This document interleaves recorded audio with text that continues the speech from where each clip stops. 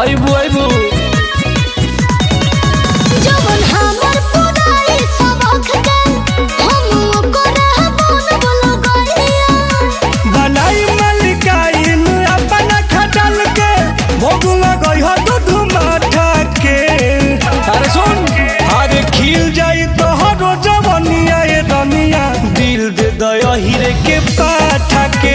अरे खिल जाई तोहरो जवनिया ए रनिया, दिल दे दया हीरे के पाठा के। अरे दे दया जान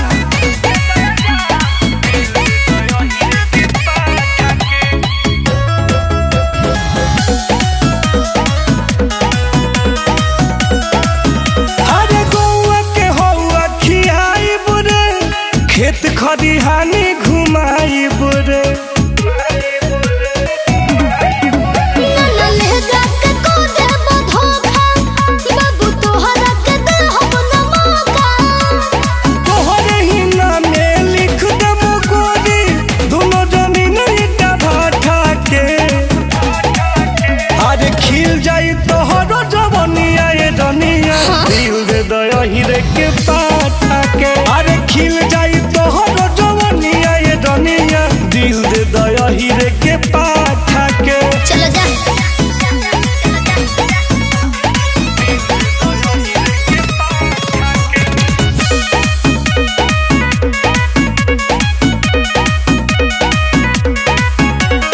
ओहिर घराना में राज करबू, घर के न एको काम काज करबू।